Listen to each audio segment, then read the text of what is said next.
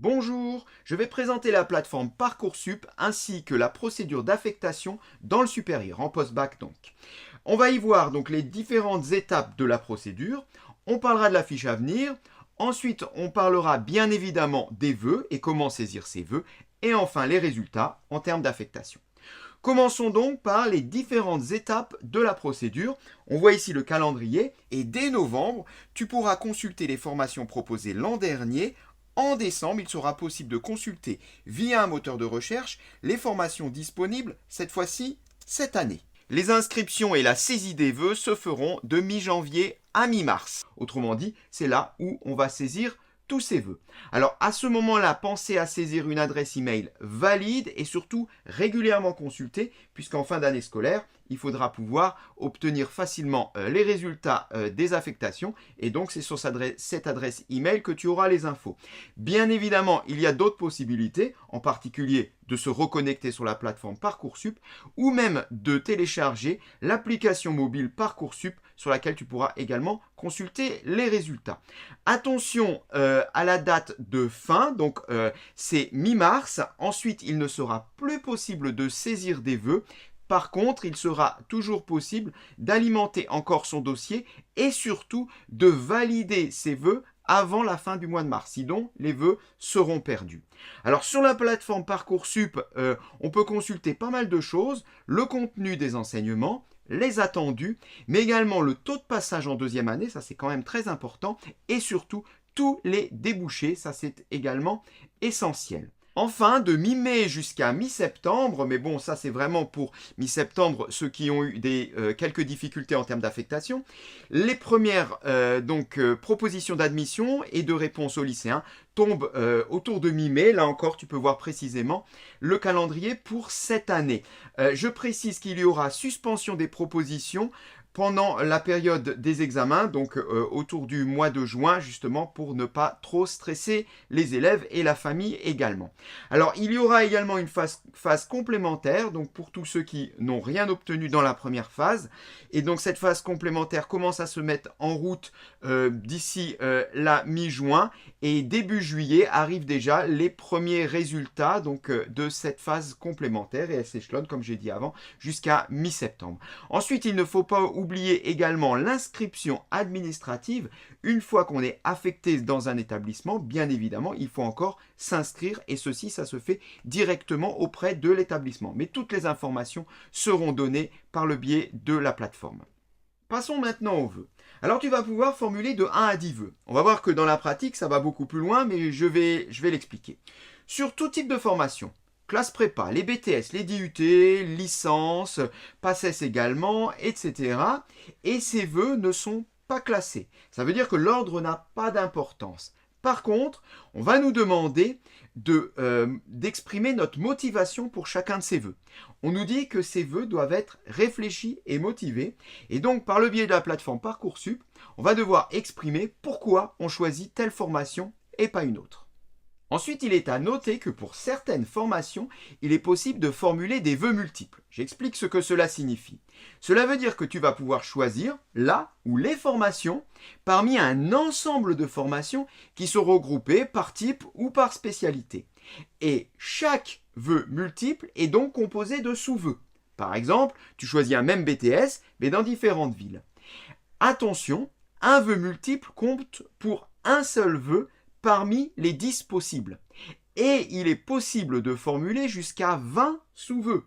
Donc par exemple, quelqu'un qui demande un BTS des métiers de la chimie dans 7 établissements, eh bien ces demandes comptent pour un seul vœu et 7 sous-vœux, quelle que soit leur localisation. Mais un seul vœu parmi les 10, pourtant il demande 7 BTS, mais comme ils sont identiques, ça compte que comme un seul vœu.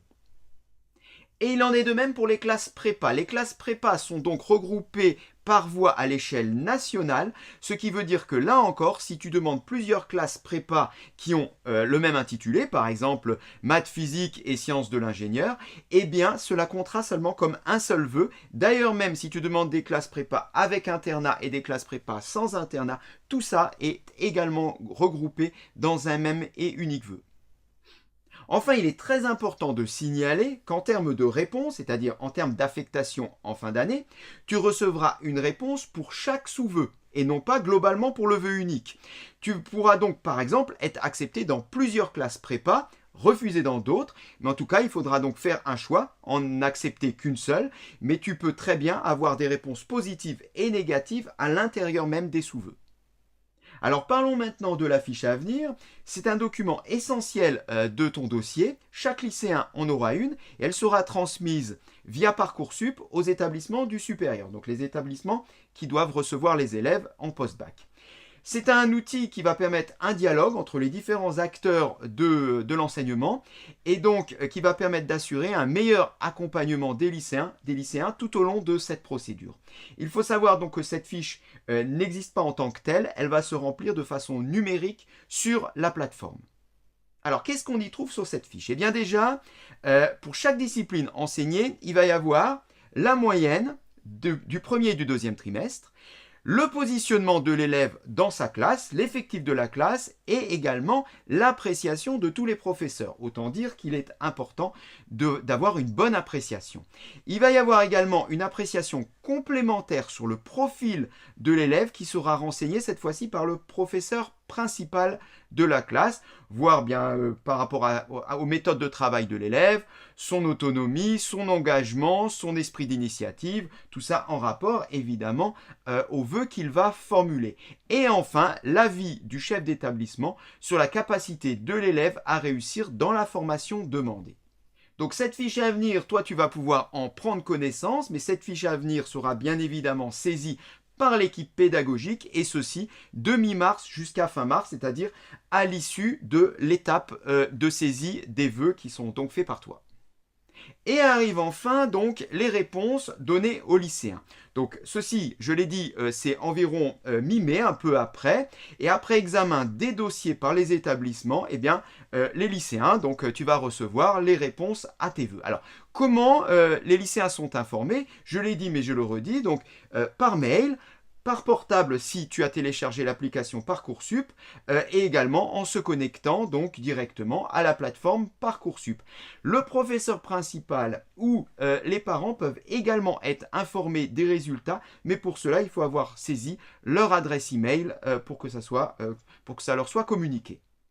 Alors quelles réponses vont être affichées? Bien. Il y a deux types de formations. Il y a les formations dites sélectives, comme les BTS, IUT, les classes prépa, etc. Il y aura donc trois types de réponses. Oui, cela veut dire donc que tu es accepté. En attente d'une place, là c'est pas sûr, il faut espérer que certains se désistent pour que tu remontes sur la liste d'attente. Donc là, il va falloir attendre. Et non, alors là, c'est mort. Ensuite, pour les formations non sélectives, comme toutes les licences, donc à l'université, il y a oui, directement. Donc là, c'est bon, tu es admis. Il y a oui, si. Alors oui, si, c'est particulier. Il va donc y avoir une proposition d'admission que tu auras, qui peut être par exemple de faire sa licence en une année de plus, mais tout ça n'a pas encore été bien défini. En tous les cas, toi, tu seras informé clairement sur la proposition qui t'est faite. Est-ce que tu l'acceptes? Est-ce que tu ne l'acceptes pas? Ça sera à toi de voir. Et enfin, en attente d'une place, donc là également, il faudra espérer qu'il y ait des désistements pour que tout ça remonte. Alors attention sur les délais pour accepter ou renoncer aux propositions qui sont faites. On voit là le calendrier pour cette année et on voit que dans la première phase d'admission, le délai est très court, à peine une semaine. Donc il va falloir être très réactif pour dire si je prends ou je ne prends pas. Enfin, surtout pour dire si je prends. Car, faute d'acceptation, eh bien, par défaut, on considère que tu libères ta place.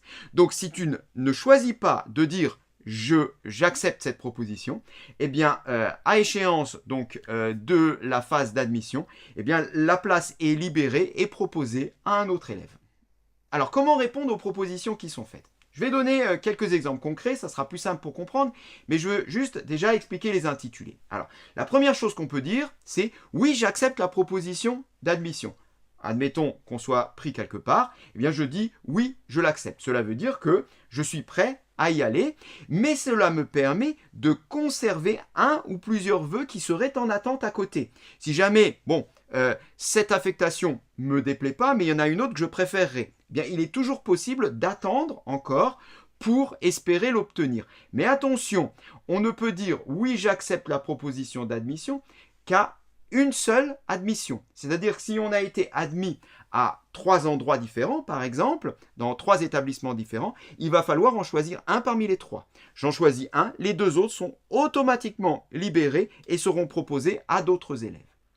Deuxième possibilité, non, je renonce à la proposition d'admission qui m'est faite. Bon, bah là, c'est très clair. Cela veut dire qu'on a une proposition d'admission, tu as été pris quelque part, mais tu ne souhaites pas y aller, tout simplement parce que tu souhaites aller ailleurs. Alors, voyons quelques situations concrètes pour bien comprendre. On a ici Leïla qui a émis 7 vœux au départ, donc sur Parcoursup. Et quand arrivent les résultats, elle a obtenu 3 oui ou oui si et 4 en attente. Bien, cela signifie que à partir de ces 3 oui ou oui si, elle doit en choisir un et un seul. Elle ne peut pas en choisir 2. Elle va devoir donc renoncer aux 2 autres propositions. Par contre, pour le ou les oui si, elle va pouvoir consulter clairement les modalités d'inscription. Qu'est-ce qu'on lui demande? Puisque si, cela veut dire qu'il y a une condition. Ensuite, concernant les 4 vœux en attente, ça c'est elle qui voit. Elle peut garder les 4, en garder 3, 2, 1, même aucun d'ailleurs. Mais en tous les cas, si elle a des vœux en attente, ça veut dire qu'elle peut espérer que peut-être après la prochaine phase, ses vœux passeront en oui. Deuxième situation, on a là maintenant Chloé qui a émis 6 vœux et n'a reçu que des réponses en attente. Aucun oui si. Ben là, j'ai envie de dire, elle n'a pas grand-chose à faire que attendre, justement, comme l'indique donc la proposition, et espérer que, sur sa liste d'attente, elle va remonter un peu, après quelques désistements, et obtenir à la prochaine phase, donc très rapidement, un oui ou au moins un oui si. Ensuite, on a là Raphaël, donc, qui a émis 9 vœux, que dans des filières sélectives et n'a reçu que des non. Alors, cela ne veut pas dire qu'il ne sera pas affecté l'année prochaine, bien évidemment. Dès mi-mai, la commission d'accès va se réunir pour lui faire de nouvelles propositions dans des établissements qui proposent des formations qui sont assez proches de celles qu'il a formulées et il va pouvoir s'exprimer à nouveau sur de nouvelles formations. Voilà, n'hésitez pas à vous exprimer dans les commentaires. L'orientation, c'est quelque chose qui ne peut pas se faire tout seul. On a besoin d'en parler, d'échanger, de rencontrer différents interlocuteurs. Mais à la fin, c'est toi qui dois faire le bon choix.